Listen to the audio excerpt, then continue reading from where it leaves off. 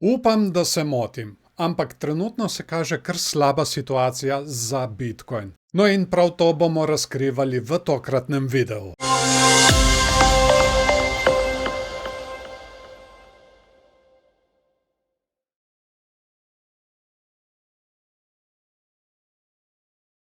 Najprej si bomo pogledali dnevni časovni interval in vam bom kar takoj pokazal tisto, kar me najbolj moti. Mi namreč tukaj v tej konsolidaciji, ki jo zdaj imamo, mi tukaj potujemo v naraščajočem kanalu. Kot vidimo, se tile vrhovi ujemajo in tudi tale dna se ujemajo.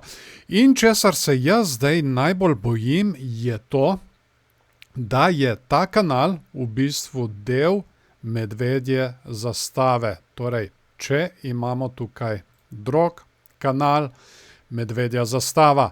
Zdaj, s temi vzorci ni ravno heca. Če se morda spomnite, enega smo imeli že prej in to je bilo tukaj. Ravno prej imamo, če povežemo te vrhove in tale dna, tako.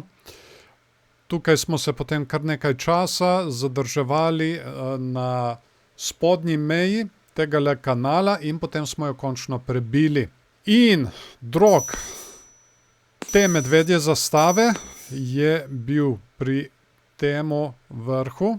Prišli smo vse do tle dol in če ga prestavim na mesto preboja, tukaj smo imeli preboj, smo mi v bistvu skorajda prišli do tarče te medvedje zastave. Čisto malo je zmanjkalo. V bistvu smo prišli dol do 60.650, tukaj tarča naj bi pa bila na tam nekje 58.500. Ampak ja, s tem sem v bistvu hotel pokazati samo točnost tegale vzorca. Torej, če mi zdaj premaknemo tale drog na možno mesto preboja tegale kanala, dobimo mi potem tarčo 42.500. Tako da tole bom jaz zdaj kar označil. Zdaj jaz ne pravim tukaj, da bomo šli kar direktno dol. Glede na to, da imamo tukaj kar solidno podporo, bi bilo za pričakovati, da se mi v tem območju zadržujemo še kar nekaj časa.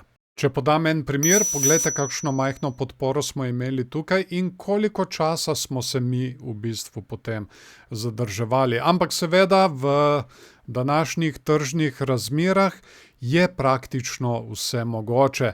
Zdaj, kaj bi pomenilo to, da se izvede tale medvedja zastava? To bi pomenilo, da mi izgubimo tole veliko podporo tukaj. Tole ogromozansko podporo. In poglejte, kje bi se ustavila tale naša tarča, ki smo jo označili. Točno tukaj na tej podpori. Tukaj smo se nahajali vse od tam nekje 4. decembra 2023 pa do 7. februarja 2024 in potem smo šli naprej gor. Tako da, če mi slučajno izgubimo zdaj tole podporo, tam nekje dno bi bilo na okoli 53.500. Če mi tole zdaj izgubimo, potem je seveda tukaj tale naslednja na okoli 42.000 in bo seveda treba tole spremljati. Ampak, kot sem rekel, ni zdaj mus, da mi gremo kar naprej dol zdaj.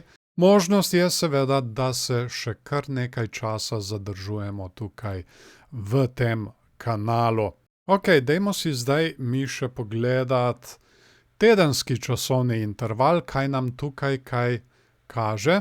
Zdaj, trenutno nič kaj dosti zanimivega. Tukaj smo izpostavljali tole medvedjo divergenco, ki je trajala kar nekaj časa, kot vidimo, vrh, nižji vrh in pa nižji vrh pri RSI-ju, medtem ko tukaj smo pa delali vrh, višji vrh in pa višji vrh. In tale medvedja divergenca se je potem končno tudi izvedla. Podpore so iste. Tukaj imamo zelo široko podporo od 70.000 pa vse tam do 55.000. In seveda, če bi tole mi zdaj slučajno izgubili, je tukaj tale naslednja, ki smo jo tudi že označili na dnevnem časovnem intervalu na okoli 42.000. Kaj bi jaz zdaj čakal in gledal na tedenskem časovnem intervalu? Če mi zdaj malo pogledamo tukaj prejšnji cikel, lahko vidimo tukaj. Spremljajmo RSI. Imamo dno, nižje dno. Tudi RSI je naredil dno, nižje dno. In potem se je na tedenskem časovnem intervalu s še enim padcem naredila bikovska divergenca. Poglejte to. Dno, nižje dno, medtem ko RSI je pa naredil dno in pa višje dno. Tako da bom kar označil dno, nižje dno in pa dno, višje dno. In potem, kaj se je zgodilo naprej?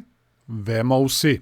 Dobili smo to veliko izjemno rast. Kakšna je trenutna situacija glede gibanja cene in RSI? Trenutno še nimamo bikovske divergence, tako da zna biti, da res čakamo na še en padec, da mi to divergenco tudi naredimo in šele potem bi v bistvu bil možen določen odboj.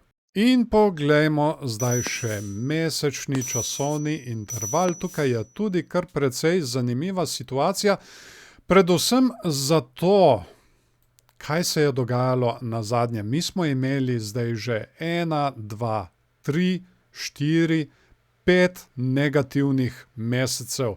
In marec se je komajda malo izmazal.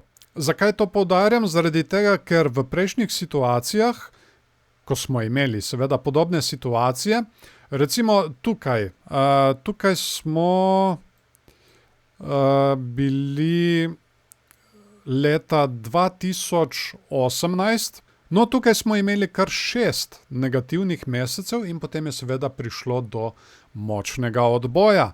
Spet ena taka situacija se je zgodila tukaj v letu 2011. Imeli smo 1, 2, 3, 4, 5 negativnih mesecev in potem je spet prišlo do odboja in smo dobili kar konkretno rast navzgor.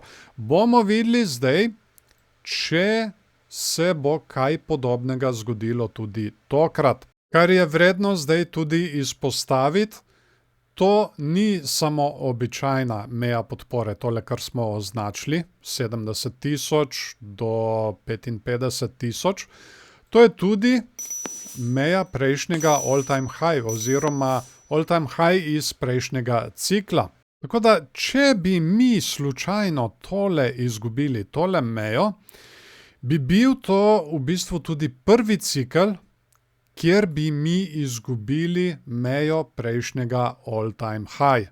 Če pogledamo recimo prejšnje all-time high, tukaj smo imeli tegale iz predprejšnjega cikla, ga bom kar označil. To je bil naš all-time high, smo se prišli dotakniti odboj naprej gor. Potem tukaj smo imeli tale all-time high, torej tale meja, tukaj se je v bistvu niti dotakniti nismo prišli. In podobna situacija je bila tudi v tem ciklu, kjer smo imeli tale all-time high in ob tem popravku se ga nismo prišli niti dotakniti. Zdaj, kot smo tole razčlenili na dnevnem časovnem intervalu, možnost vsekakor je, da mi zdaj tale prejšnji all-time high, tole zelo pomembno mejo, tudi izgubimo. In tole bi se zdaj pojavilo prvič v zgodovini Bitcoina. Ampak vprašanje tudi je, kaj bi to dejansko pomenilo.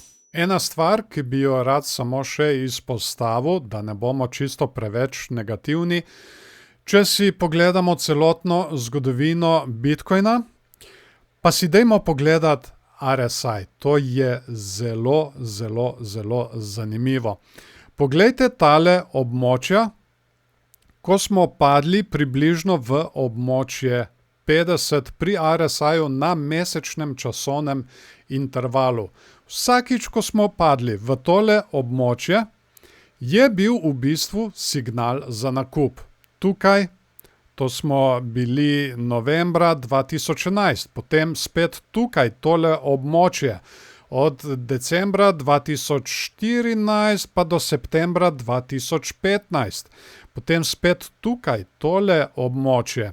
Od oktobra 2018 pa do marca 2019.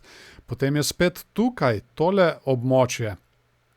Prejšnje območje od aprila 2022 pa vse do marca 2023. V bistvu so bile tole nakupne priložnosti. In zdaj smo spet tukaj. Mi smo v tem območju že od januarja 2026. Zdaj, to lahko traja še kar nekaj časa. Kot sem že omenil, več možnosti se trenutno kaže za še en padec, ampak kot lahko vidimo, smo trenutno v coni nakupa, vsaj kar se RSI-ja tiče in glede na vso zgodovino Bitcoina, ki jo imamo. Kaj pa vi mislite, je to nakupna priložnost ali se splača še malce počakati na še en padec? Kar komentirajte spodaj pod videom in seveda ne se pozabite naročiti na ta kanal, da kakšnega videa ne boste zamudili. Naj se še zahvalim vsem patronom, ki s svojimi prispevki pomagajo pri vzdrževanju tegale kanala. Če morda želite postati eden izmed njih, so povezave spodaj v opisu in pripetem komentarju. Poleg tega pa imamo tudi novi live, vsak dan ob 9. zjutraj na Patreonu, kjer spremljamo gibanje cen Bitcoina in Ethereuma na manjših časovnih intervalih. Tako da, če se mi želite pridružiti in dati predlog za kakšno kriptovaluto, kot sem rekel, povezave spodaj. Poleg tega se priporočam tudi za kakšen všeček, to zelo pomaga algoritmu. Komentirajte spodaj, kaj si mislite o tej tehnični analizi. Predvsem me zanima vaše mnenje, ali mislite, da bomo šli še naprej dol, ali pa je morda končno čas, da dobimo nek odboj. Kar komentirajte in če slučajno še niste naročeni na moj kanal, se kar naročite, imamo kar precej vsebin zadnje čase, tudi posnetke live-a, ki ga imamo na Patreonu. In poleg tega bomo redno spremljali cenovno dogajanje Bitcoina in seveda tudi ostalih kriptovalut. Tako da, če slučajno še niste, ne vem, kaj še čakate, kar naročite se in nastavite obveščanje, da vas bo ob vsakem videu tudi takoj obvestilo. In tako, to bo tudi to za danes. Jaz vam želim en lep dan še naprej in se vidimo v naslednjem videu.